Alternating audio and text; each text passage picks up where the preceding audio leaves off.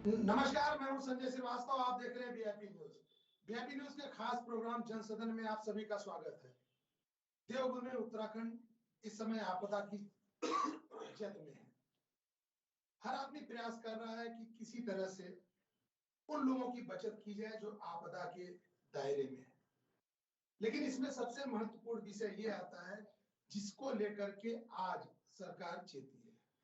वह क्या बिंदु है? वो कई बिंदु हैं, लेकिन महत्वपूर्ण ये बिंदु है कि कैपेसिटी के हिसाब से उस जगह पे लोगों की आवाजाही हो रही है कि नहीं, वहां पे जो लोग रह रहे हैं उनकी चिंता प्रॉपर की जा रही है कि नहीं, और जो आपदा के जद में है उन्हें कैसे निकाला जाए। क्योंकि तीन महत्वपूर्ण विषय होता है। जब कहीं आपदा आती है तो सबसे पहले बचाव कार्य होता है, फिर राहत कार्य होता है, और जब ये सकुशल हो जाता है तो फिर निर्माण कार्य किया जाता है। देखने को मिल रहा है कि राहत कार्य तो जोरों पर है, लेकिन क्या बचाव कार्य उस तरह से किया गया कि नहीं जैसा किया जाना था? मुख्य रूप से हम उसी पे चर्चा करेंगे।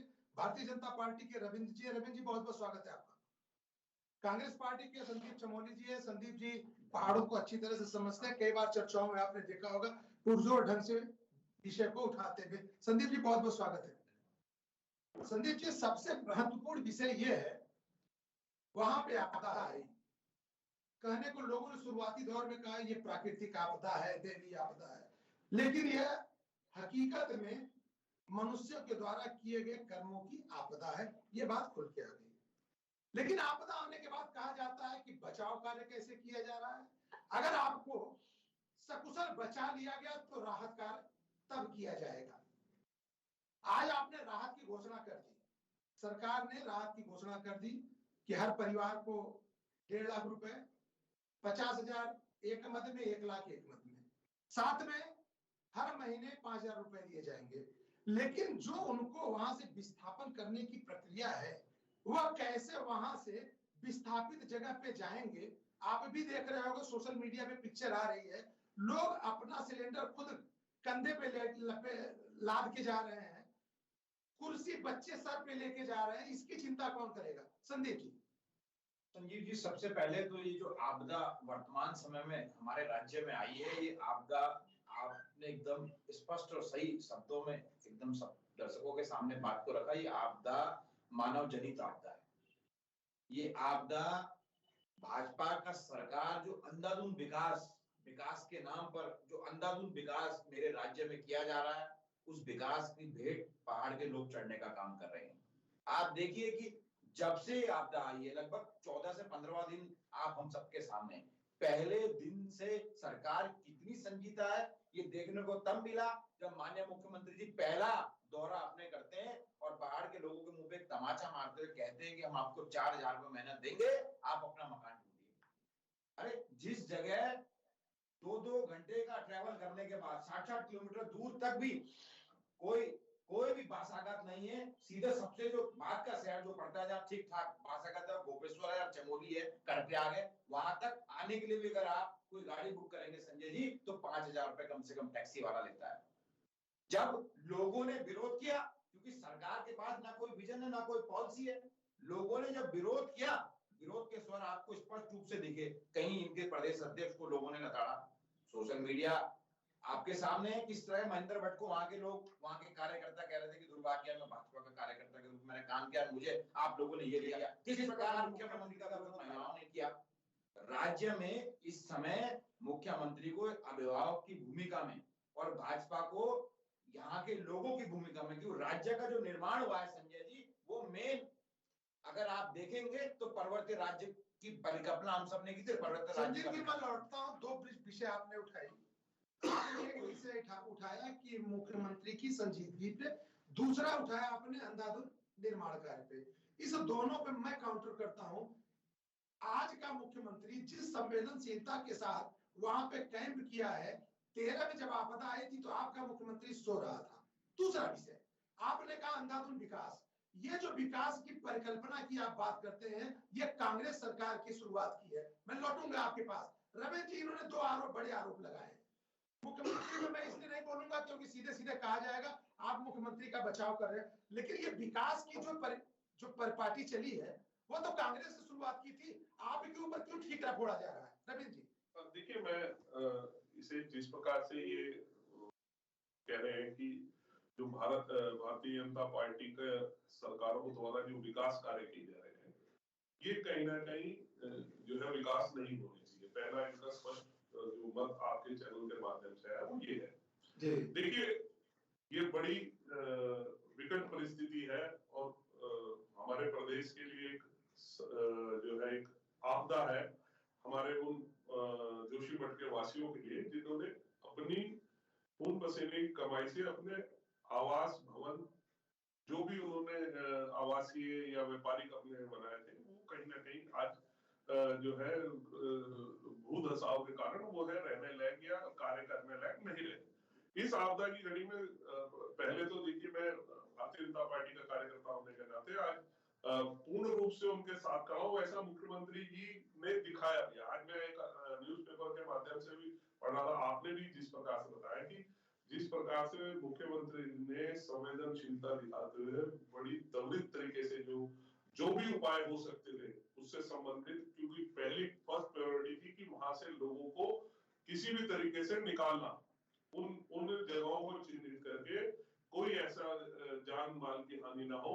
दूसरा हमारा काम था कोई ऐसी कीमती सामान या कोई ऐसी चीजें है उनकी वहां से वो निकल जाए, और उसको लेके मुख्यमंत्री ने घोषणा करी जिसे 1,30,000 रुपए के लगभग और 50,000 रुपए के लगभग उनके ढुलाई के लिए वे सारे कार्य हुए। देखिए, एक मिनट रविंद्र जी, आपने कहा कि उनके मकान के यहाँ जो सामान है उसकी ढुलाई के लिए मुख्यमंत्री ने उनको राहत कार्य दिए है। आप भी पहाड़ पे रहते हो, मैं भी पहाड़ पे रहता हूँ, संदीप जी भी पहाड़ पे रहते हैं। ढुलाई का पैसा उनको आप 5 लाख दे दो, ढोने वाला कौन है? 3 साल का बच्चा सर पे कुर्सी लेके जा रहा है, आप उनको पैसा दे रहे हो, सामान शिफ्टिंग कैसे होगी? वहां तो ना तो वहां जाने दे रहे हो, ना वहां पे कोई वर्कर है सामान ले जाने वाला। आपने कहा कि ढुलाई के लिए व्यवस्था की गई, ढुलाई होगी कैसे साहब?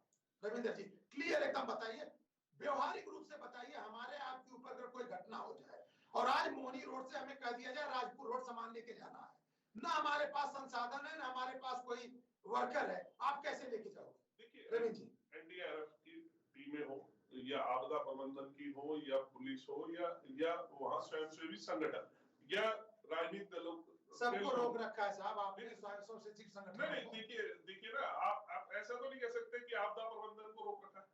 मैंने तो कई उन्हें भी देखा है जो बेचारे पुलिस वाले भी और आपदा प्रबंधन एनडीआरएफ के लोग भी लोगों की सहायता करते हुए उन्हें लेकर आ रहे हैं। तो ये कहना गलत है। हाँ ठीक है, मैं ये कहूँ कि सारा ही काम वो कर रहे हैं, कुछ जगहों पे खुद भी सामान लेकर लोग। मैं अगर आप रुकोगे तो मैं आपको वीडियो दिखाऊंगा, हमारे पास कम से कम 10 वीडियो है।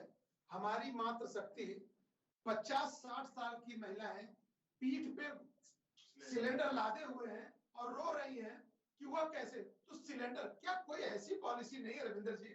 आप लोग सत्ता में हो, आप लोग मुख्यमंत्री की बात, अपनी बात रख सकते हो, वही सिलेंडर उनके घर पे रिसीव कर लिया जाए और जहां गंतव्य तक उनको दूसरा सिलेंडर उपलब्ध करा दिया जाए। रविंद्र जी देखिए, आप बिल्कुल बात सही है आपकी। ऐसा नहीं है कि बिल्कुल सारा ही काम जो है लोगों के भरोसे छोड़ दिया है, वहीं के लोग ही कर रहे हैं। कुछ एक चीजें हैं लोग स्वयं भी लेकर जा रहे हैं अपनी, क्योंकि मुश्किल वक्त है, ज्यादा लोगों को वहां भेज नहीं सकते क्योंकि स्थिति ऐसी है कि और ज्यादा पता लग रहा हम वहां के लोगों को बचाने की जगह और दूसरों को भी फंसा दें। ठीक है, आप देखिए बचाने और फंसाने के चक्कर में सरकार फंसती नजर आ रही है। संदीप जी, जो बात रविंद्र जी कर रहे हैं, जो सरकार कर रही है, फौरी रूप से 1.5 लाख रुपए दे दिए, 5,000 रुपए महीने में दे दिए, व्यवहारिक रूप से कितना सही है? संदीप जी एकदम हम अपने और आपके ऊपर लेके इस बात को कहें। मैं तो कह रहा हूँ वह मंत्री जो आप कैंप के नाम पे बैठा हुआ है वो अपने आप पे लेकर कहे ये व्यवहारिक रूप से कितना सही है। संजय जी, सबसे पहले तो मैं भाजपा के साथियों को कहना चाहूंगा कि इस राज्य का विकास हम चाहते हैं, विकास नहीं चाहते तो अलग राज्य की मांग ना करते, लेकिन विकास हमारे लोगों के घर को तोड़ के अगर आप भाजपा विकास करना चाहती है, हम लोगों को हमारी मातृभूमि से, हमारे जहां हम पैदा हुए हैं, जहां हमारे पुश्ते हैं, जहां से हम पनपे हैं, अगर वहां से हमें भगाना चाहती है तो ये विकास हम पहाड़ के लोगों को नहीं चाहिए, पहली बात। दूसरी बात संजय भाई, मैं आपको कहना चाहता हूं किस प्रकार की व्यवस्था इन लोगों ने की है आप समझ सकते हैं। रात्रि के समय बुलडोजर लेके पुलिस के गुंडे, पुलिस की की वर्दी में, जो भाजपा के गुंडे के रूप में वहां काम कर रहे थे, जो भंडारी जी का होटल था माउंट व्यू, उसको तोड़ने पहुंच गए।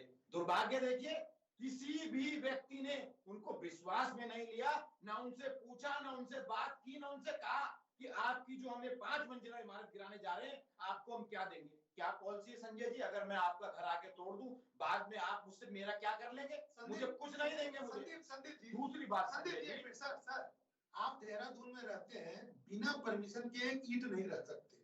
जोशी मठ जहां पे 1976 से कहा गया कोई निर्माण ना हो, 5 मंजिली बिल्डिंग कैसे बन गई? संजय जी, इस समय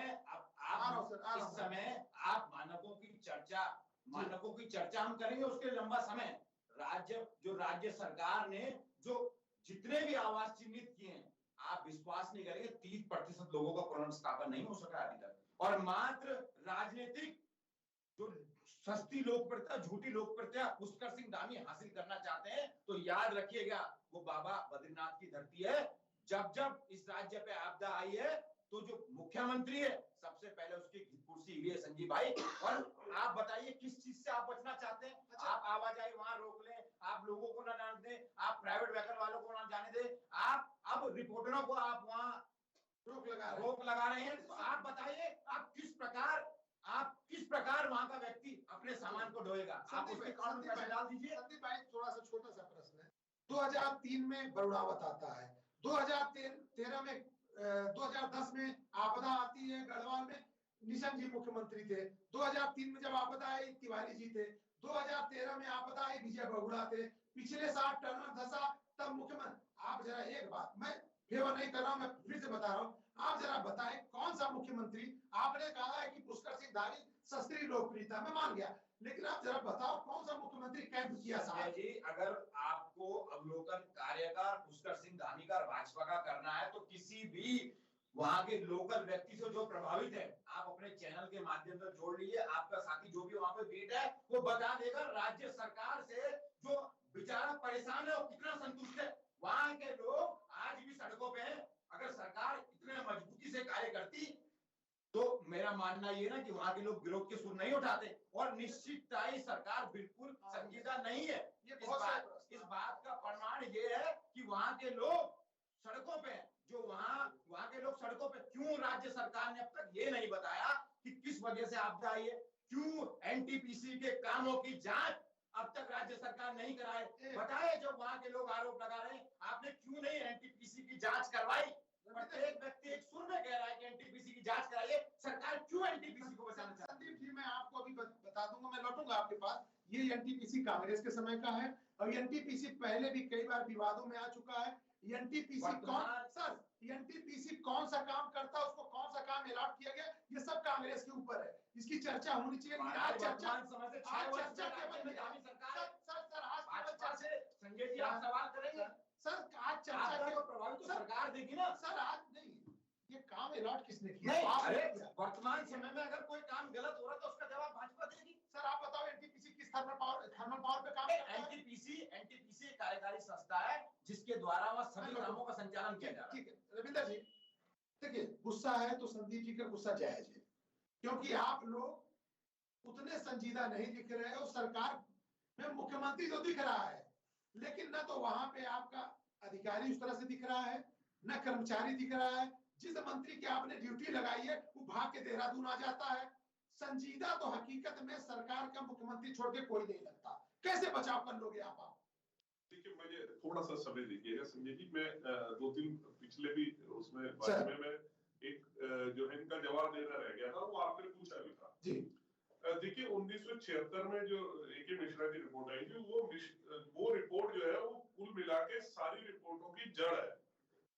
आप लगाइए कि जिस समय जितने प्रोजेक्टों पे आज काम हो रहा है, इन्होंने प्रोजेक्ट पे ही सवाल उठाया।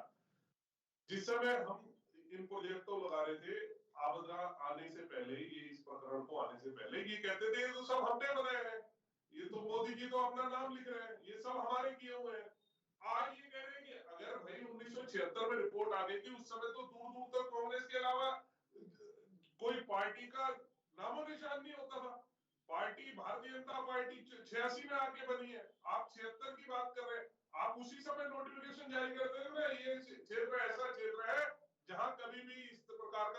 काम नहीं होगा। क्या ये जो कोई बड़ी बात नहीं कही थी मिश्रा जी की रिपोर्ट में, आज भी उसी पे खड़े कि जी इसको जो है सही से इसकी निकासी हो जाए। 22 वर्षों के सुन लीजिए ना सिर्फ हम सत्ता में सुन लीजिए मैं चमोली में आपको समस्या इस राज्य की नहीं देश की है। अगर सवाल इस समय आपको करनी चाहिए, आप सवाल कर रहे हैं कांग्रेस से, आप 1976 में जा रहे हैं, आप ये नहीं कह रहे कि आपके मुख्यमंत्री ने जिसको नियुक्त किया उसे ठंड लग रही है, देहरादून में हो रहा है, वो नहीं कहेंगे आप? ठंड लग रही है आपके माननीय को, सो रहे कभी भी जानकारी उठा लीजिए।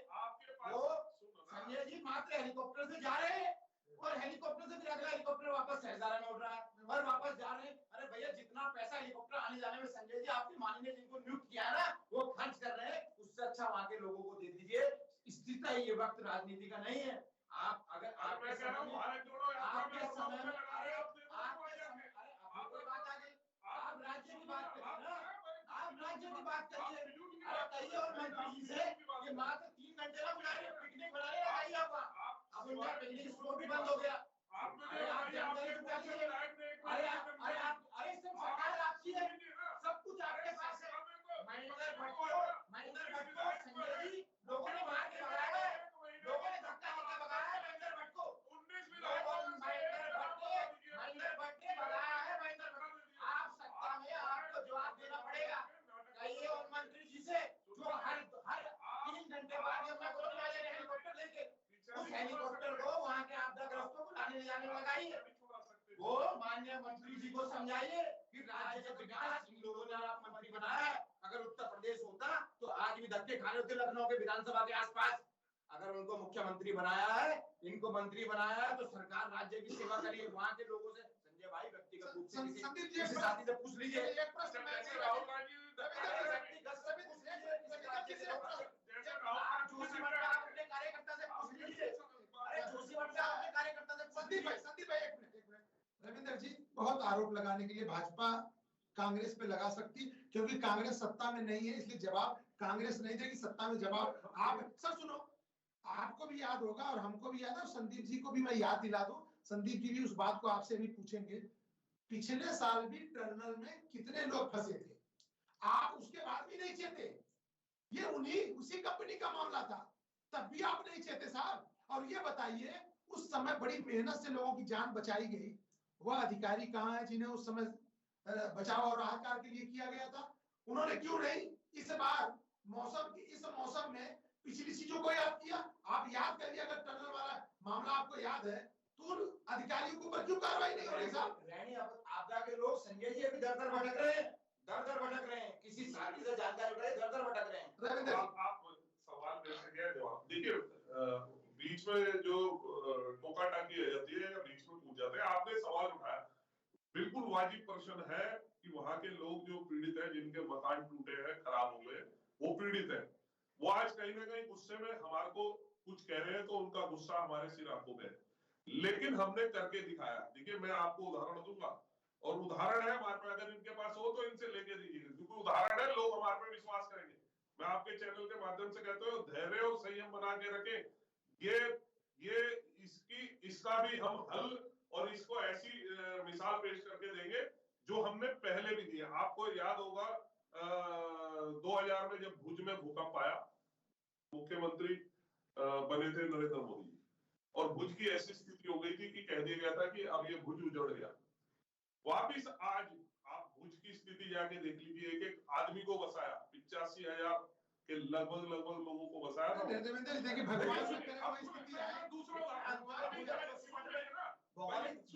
लोगों के घर टूटे, भौगोलिक समस्या देखिए संदीप भाई, भुज की और जोशीमठ की देखिए, बहुत फर्क होता है।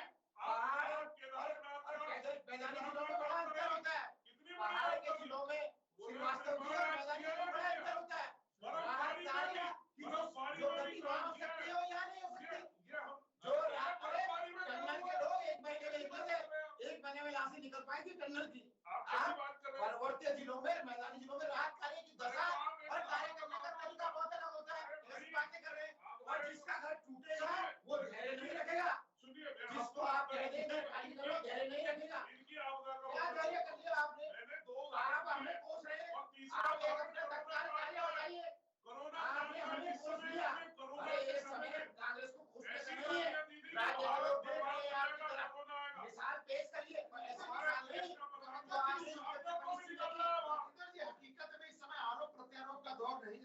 समय नहीं है।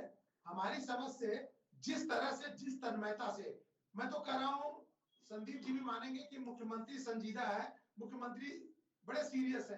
पूरी सरकार आपकी कहाँ है, संगठन कहाँ है? आपने कहा अध्यक्ष गए, अध्यक्ष जाके वहां फोटो खिंचवा रहे थे, लोगों ने डांट के भगा दिया। ये तो आप भी सुने होंगे। मुख्यमंत्री वहां पे रात को 9 बजे घर में गया, ये संजीदगी होनी चाहिए ना साहब।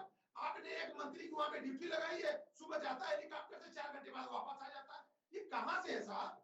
ऐसे कैसे आप राहत दे दोगे? ये प्रश्न है रविंद्र जी। देखिए मैं इसमें किसी भी प्रकार की राजनीति से बचना चाहिए, मैं तो पहली बात ये कहूंगा। और जो हमें बता रही है, देखिए इस समय बहुत बड़ी बड़ी जो संस्था है वो एक काम कर रही है।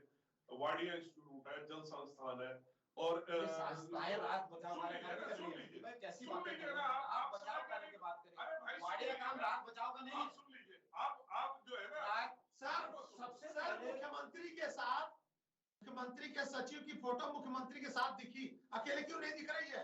वहां पे अगर कैंप कर रहा है, इतनी बड़ी कैबिनेट है आपकी, इतना लाओ लश्कर है, कहाँ गए? अकेले गढ़वाल से अगर आप देखें कितने मंत्री आते हैं, आप देखिए सुबोध उनियाल वहां से हैं, धन सिंह वहां से हैं, इतने मंत्री सतपाल महाराज वहां से हैं, ये क्यों नहीं जा रहे आप दल? क्या ये गढ़वाल से भागने का काम कर रहे हैं जिन लोगों ने इनको कैबिनेट में बैठाया? आप बताइए कहाँ है आपकी? रविंदर जी ऐसा कहाँ है? क्यों नहीं जा रहे हैं? क्यों नहीं जा रहे हैं? संदीप भाई एक मजेदार प्रश्न, थोड़ा पॉलिटिकल है। कहीं ऐसा तो नहीं इस आपदा में ये जो नाम इन्होंने लिया वो अवसर तलाश रहे हो धामी के खिलाफ? रविंदर जी निश्चित देखिए सुनिए, भाजपा मेरी बात सुनिए। मैंने आपसे उदाहरण दिए 3 प्रकार के, एक दिया गुजरात भुज का, एक दिया केदारनाथ का, एक दिया करुणा का। इनके पास उदाहरण हो तो ये दे सकते हैं। मैं सुन लीजिए, आप मेरी बात पूरी होनी चाहिए। मैं इनका एक उदाहरण दे सकता हूँ। कश्मीर में कांड हुआ, 5 लाख हिंदू परिवार वहां से पलायन हो गए। सुन लीजिए,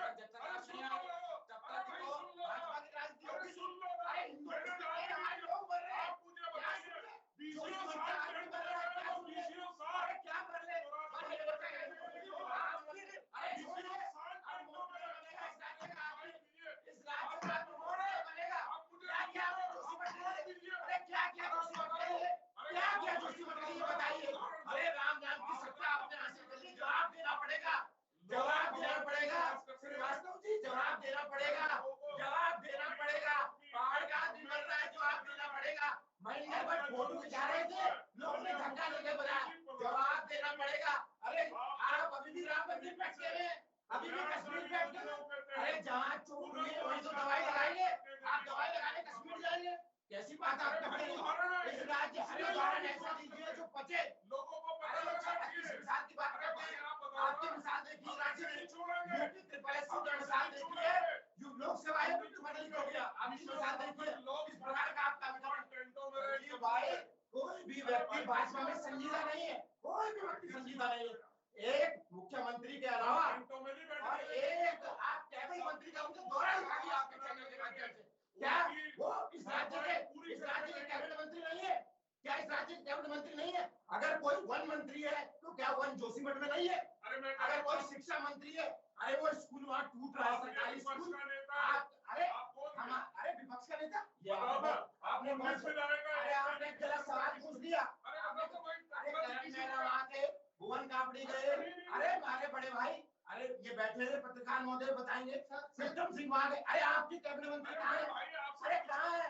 उन्हें कहिए गद्दी भाई, मैं आपकी बात को एग्री करता हूँ। ये धामी की कुर्सी आने के चक्कर में इस राज्य के लोगों को मार देंगे। आपकी अंदर कलह सामने आ रही है, आप धामी की कुर्सी हिलाने के चक्कर में इस राज्य के लोगों को मार रहे हैं। अरे छोड़िए, कहाँ है आपकी कैबिनेट मंत्री?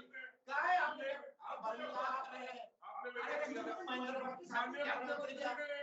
अरे माननीय मुख्यमंत्री कैबिनेट मंत्री, अरे क्यों कैबिनेट मंत्री गया? क्यों नहीं कोई? अरे सरकार आपकी जवाब आपसे किया जाएगा। अरे जोशीमठ के लोग पूछ रहे हैं, अरे जोशीमठ के लोग पूछ रहे हैं आपसे, अरे उन्हें कह देना जो श्रीवास्तव जी मुख्यमंत्री बनने चाहते हैं, आपको चैनल के माध्यम से कह दो, पहले राज्य को बचा लो, मुख्यमंत्री बनते रहना। अगर धामी से आपकी कोई निजी दुश्मनी है तो निभाइए, आप निभाइए उसको, लेकिन इस राज्य के के लोगों को बचाइए। जोशीमठ का आदमी हाथ जोड़कर आपसे बोल रहा है, मुझे बचाइए, मुझे पैसे नहीं चाहिए, मुझे कम्बल नहीं चाहिए, मुझे राशन नहीं चाहिए, मुझे मजबूत विस्थापन चाहिए। क्या भाजपा के लोगों को छोड़िए संदीप भाई, जेसीबी खड़ा हो, आपका गहरे कहाँ जाएगा? आप कैसी बात कर रहे हैं? कैसी बात कर रहे हैं? जमीन आसमान का अंतर है। अगर आप बचाव कार्य करेंगे, उसकी सीमा क्या होगी? सीमा क्या होगी? आप ऐसी बातें कर रहे हैं। आप राज्य का बच्चा जवान हो चुका है। संजय भाई बात पूछते कैबिनेट मंत्री कहाँ है? आप इनसे पूछ, मैं उसी पे आ रहा कहाँ है? मैं उसी पे किसने मना किया मुझे? आप रविंदर जी, ये देखिए, इस बात को आप भी डिनाई नहीं कर सकते कि मुख्यमंत्री जिस तरह से वहां पे गए हैं, जिस तरह से सारे काम छोड़ करके, आपको भी मालूम होगा कि कैबिनेट थी परसों, उन्होंने सारे विषय को हटा करके दरकिनार करके केवल जोशीमठ पे ध्यान दिया। तो मेरा ये मानना है और सबका ये पूछना है कि आपकी सरकार में जितने मंत्री हैं, वो मंत्री या जो गढ़वाल के जो विधायक हैं, जो अपने आप को रोज आज भी आप देखिए शिलापट काट करके मेले का उद्घाटन करके अपनी फोटो डाल रहे हैं, क्या उनका फर्ज नहीं उठता कि जोशीमठ का मतलब जोशीमठ नहीं है, जोशीमठ उत्तराखंड का दिल है। अगर जोशीमठ गया ना साहब, तो आपके चारों धाम में से आपके धाम खत्म हो जाएंगे। रविंदर भाई, बात तो आप भी जानते होंगे। तो रविंदर भाई, ये जानना, भाई हर आदमी जानना चाहता है कि सरकार की भूमिका क्या संयुक्त रूप से है या केवल व्यक्ति विशेष ये ध्यान दे रहा है। रविंदर भाई। संजय जी, मेरी बात का देखिए, आप समझिए कि इसमें आप बताइए कि अगर सारे मंत्री वहां पहुंच जाएंगे, हाँ, या सारे लोग पहुंच जाएंगे, हाँ, उससे क्या होगा? आप अपने सच्चे दिल से एक बात बताइए, क्या वहां वो काम जो हो रहा है, जो भी फिलहाल जो फौरी तौर पे हो सकता है, फिलहाल तो वहां से लोगों को सुरक्षित बाहर निकाल लें, किसी की जान माल का नुकसान हो, ये काम हो सकता है? सुन लीजिए ना, अगर वहां पे काम ना हो, अधिकारी ना हो, प्रभारी मंत्री डॉक्टर धन सिंह रावत जी लगातार वहीं खड़े, आप क्या चाहते हैं? वहां ले जाके टूरिज्म हो जाए, राजनीतिक, सारे लोग अपनी फोटो खिंचवाएं? ऐसा नहीं हो सकता। जिसकी अधिकारी की, जिसकी विभाग की, जिसकी मंत्री की जरूरत होगी, वह जाएगा स्वयं। भारतीय जनता पार्टी लोगों के प्रति निष्ठावान है। इन लोगों ने हमें वोट दिया है, हम आज जो बैठे हैं इस सत्ता में, वो लोगों के कारण बैठे हैं। आज उनका गुस्सा है, वो सर माथे पे है, लेकिन जल्द ही इस गुस्से को हम दूर कर देंगे। हमारे पे उदाहरण है, हमारे पे सैकड़ों उदाहरण है जहां हमने लोगों को, अगर उनके कुछ खराब हुए तो हमने उसे बसाया। मैं इनसे, आपसे, आपके माध्यम से उदाहरण लेने का ये कहना तो सही है कि वहां पे काम करने के लिए जिसकी जिम्मेदारी है उसको सौंपी गई, उसको लगाया गया है। पॉलिटिकल टूरिज्म बनाने की जरूरत नहीं है। जैसा आपने कहा कि करण मारा गए, हरीश रावत गए, ये गए। श्रीवास्तव जी, इस बात का जवाब देना चाहूंगा। आपदा के समय में अगर कोई राज्य का कैबिनेट मंत्री अगर प्रभावित राज्य जिले में जाता है, प्रभावित स्थान पे जाता है, तो निश्चितता ही वहां के लोगों को एक मनोदशा में उनकी मजबूती आती है। और कहीं ना कहीं छोटा राज्य, कोई ना कोई व्यक्ति किसी ना किसी मिनिस्टर विधायक से जुड़ा हुआ है। पहली बात, ये किस टूरिज्म की बात करते हैं? टूरिज्म तो आपके धन सिंह रावत कर रहे हैं, वो सुबह जा रहे हैं, शाम को वापस आ रहे हैं, टूरिज्म उनका हो रहा है। उन्हें बताइए, रह के दिखाइए उन आपदा प्रभावित लोगों के बीच। एक दिन कुछ नहीं होगा आपको, वो भी बेचारे बैठे हैं मुआयने पे, आप भी बैठिए। आपको जनता ने बनाया, समझाइए उनको। आपको जनता ने बनाया है, जनता ने आपको बनाया है, लेकिन आप देहरादून में रह रहे हैं, आप रात्रि वहां प्रवास करिए। लेकिन संजय भाई, जानकारी जुटा लीजिएगा, जब से उनके प्रभारी मंत्री के रूप में नियुक्ति हुई है, अगर एक सप्ताह नियुक्ति हुआ है तो मात्र 2 दिन वो जोशीमठ में रुके। क्यों? जोशीमठ से उनको परहेज है, पहली बात। दूसरी बात, कितनी संजीदा भाजपा आप समझ सकते हैं। किस बात का इंतजार कर रहे हैं? किस चीज का इंतजार कर रहे हैं? क्या कोई अप्रिय घटना होने का इंतजार कर रहे हैं? 15 दिवस होने के बावजूद भी अगर वहां के लोगों में असंतोष है, तो ये राज्य सरकार की कार्यशैली पे प्रश्न सबसे बड़ा। इसका जवाब ले लेते हैं, अंतिम प्रश्न ले लेते हैं रविंदर जी। संदीप जी का जो कहना है वो जायज है कि जिसकी ड्यूटी लगाई है उस संजीदगी से उस काम का निर्वहन करे, और अगर नहीं कर रहा है तो क्या उसकी जगह दूसरे की नियुक्ति की जरूरत है? देखिए, मैं इन्होंने मेरे किसी भी एक भी प्रश्न का उत्तर नहीं दिया, इन्होंने कोई उदाहरण नहीं दिया कि ऐसा कोई आप एक उदाहरण बताइए कि जहां कांग्रेस ने कहीं आपदा आई हो और उसके बाद उन्हें पुनर्स्थापित किया हो। चलिए वो बात दूसरी बात कल डिस्कस कर लेंगे। दूसरी बात मैं आपसे एक और कहना चाहता हूँ, मुख्यमंत्री ने अपना वेतन दिया 1 माह का, क्या इनकी तरफ से किसी का एक का आया? ऐसे पॉलिटिकल टूरिज्म नहीं कहेंगे तो क्या कहेंगे? आप बताइए वहां जाके आप कह रहे हैं चलिए धन्यवाद रविंद्र जी, आप मुझे बताइए धन्यवाद संदीप जी, धन्यवाद रविंद्र जी, धन्यवाद संदीप जी। उत्तराखंड देवभूमि है तो उम्मीद भी होनी चाहिए कि देव ही बचाएगा, क्योंकि मनुष्य के बस में इस समय जोशीमठ को बचाना नहीं लग गया है। और हम चारों धाम से बाबा बद्रीनाथ, बाबा केदारनाथ, माँ गंगोत्री, माँ यमुनोत्री से ये विनती करते हैं कि जो ये आपदा है उससे किसी तरह हम लोगों को निकाले, क्योंकि हम आपस में ही लड़के उस जगह को खत्म न कर दें जो हमारे देवभूमि की पहचान है। धन्यवाद। देखते रहिए बीएपी न्यूज़।